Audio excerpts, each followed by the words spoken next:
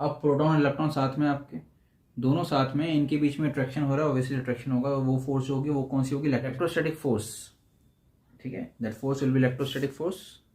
Okay, इन दो forces के बीच में, जो प्रोटॉन और इलेक्ट्रॉन के बीच में इलेक्ट्रोस्टैटिक फोर्स जो लग रहा है, इन दोनों फोर्सेस के बीच में जो फोर्स आएगा उसकी वजह से प्रोटॉन पे जो एक्सेलरेशन होगा और इलेक्ट्रॉन का जो एक्सेलरेशन है वो निकालना है। समझ में भी देखेंगे इलेक्ट्रॉन और प्रोटॉन का जो फोर्स आएगा और जो एक्सेलरेशन आएगा वो ग्रेविटी से क्या रिलेशन होगा उसका। एक्सेलरेशन ड्यू टू ग्रेविटी जो होता है 9.8 मीटर पर सेकेंड, क्या वो उससे ज्यादा आएगा, कम आएगा, क्या आएगा? Let's see. चलिए पहले हम फोर्स की बात करते हैं। फोर्स हम निकाल सकते हैं। फोर्स ऑफ इन दोनों के बीच में जो फोर्स होगा, लेट्स सपोज ओके, इसके बीच में एक और चीज रह गई है, जो डिस्टेंस है 1 एंगस्ट्रॉम। डिस्टेंस की वैल्यू कितनी दी है? 1 एंगस्ट्रॉम। तो फोर्स निकाल लेते हैं।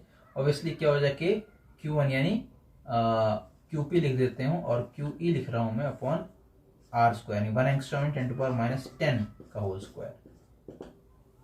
ओके, ये निकालना है। निकाल लीजिए कितना आएगा आंसर इसका। Let's do it. That is के 9 × 10⁻9, 1.6 × 10⁻19 का होल स्क्वायर, क्योंकि 400 बराबर ही होगा। इसके बीच में 1 × 10⁻20, ठीक है, स्क्वायर कर दिए, 20 आ गया। अब इसकी वैल्यू आपको कैलकुलेट करनी है, बहुत आसान है, कर लो।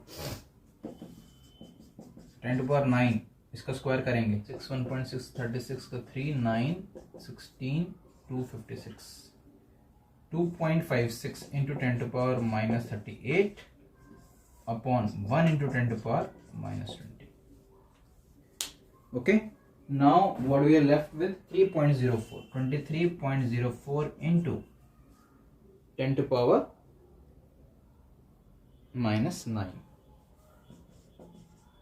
ये तो हमारा फोर्स आ गया। ओके, मुझे क्या चाहिए? एक्सेलरेशन। फॉर्मूला क्या होता है? Are you able to see it? Yes, formula क्या होता है? थोड़ा सा और इधर कर लेते हैं। फॉर्मूला होता है force equal to mass into acceleration. यानी एक्सेलरेशन ऑफ, मान लो प्रोटॉन निकालना है, तो इसी फोर्स को 23.04 इंटू 10⁻⁻9 है, उसको मास ऑफ प्रोटॉन से डिवाइड कर देंगे। मास ऑफ प्रोटॉन आप जानते ही हैं कितना होता है, दैट इज 1.67 इंटू 10⁻27। तो इसमें मेरा एक्सेलरेशन ऑफ प्रोटॉन आ जाता है। एक्सेलरेशन ऑफ प्रोटॉन आएगा हमारा एक्सेलरेशन प्रोटॉन आ गया 1.4 इंटू 10⁻19 मीटर पर सेकेंड। समझ रहे हैं क्या कर रहे हैं हम? हमने कंपेयर करना है दो forces. Force of electrostatic force ले लिया मैंने और फोर्स पहले निकाल लिया मैंने। फोर्स निकालने के बाद एक्सेलरेशन निकालना है। एक्सेलरेशन कैसे निकलेगा हमारा? मास इंटू एक्सेलरेशन, एमपी यानी मास ऑफ प्रोटॉन को डिवाइड कर दिया और एक्सेलरेशन ऑफ प्रोटॉन हमारा आ गया। ठीक है, ऐसे ही एक्सेलरेशन ऑफ इलेक्ट्रॉन निकाल लेते हैं। एक्सेलरेशन ऑफ इलेक्ट्रॉन कितना निकलेगा?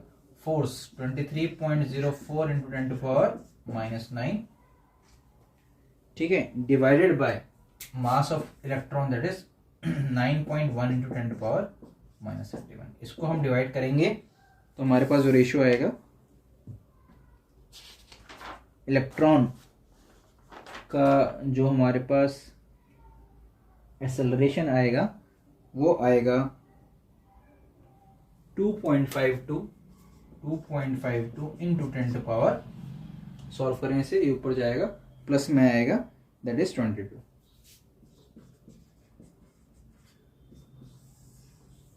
सिंपल कैलकुलेशन है। एक्सेलरेशन ऑफ प्रोटॉन और एक्सेलरेशन ऑफ इलेक्ट्रॉन हमारा निकल गया। अब देख रहे हैं आप एक्सेलरेशन ऑफ इलेक्ट्रॉन और प्रोटॉन जो कितना आ रहा है, 10⁻19, 10⁻22। ये तो है एक्सेलरेशन इलेक्ट्रोस्टैटिक फोर्स की वजह से जो एक्सेलरेशन हो रहा है, वो जो ऐसे खींच रहा है, ऐसे जैसे दो इलेक्ट्रॉन प्रोटॉन है वो ऐसे खींच रहे हैं एक दूसरे को, लेकिन कुछ ग्रेविटी नीचे भी खींच रही है। तो ग्रेविटी जो नीचे खींच रही है वो एक्सेलरेशन कितनी होती है? एक्सेलरेशन टू ग्रेविटी होती है 9.8 मीटर पर सेकेंड। तो क्वेश्चन में ये बोल रहा है कि क्या ये ज्यादा है, बराबर है, नेग्लिजिबल है। अब देखें 9.8 कितना छोटा है, ये 10⁻22 है, ये 10⁻19 है। तो 10⁻19 और 10⁻22 में कंपेयर करेंगे तो आप जानते हैं कि ग्रेविटी बहुत कम हो जाएगी और एक्सेलरेशन ऑफ इलेक्ट्रॉन ज्यादा है। ऑब्वियसली इलेक्ट्रॉन का जो मास होता है कम होता है, इससे जल्दी खींचेगा वो, और प्रोटॉन का मास ज्यादा होता है। आप देख रहे हैं मास 10⁻31, 10⁻27। I hope it is clear. Thank you.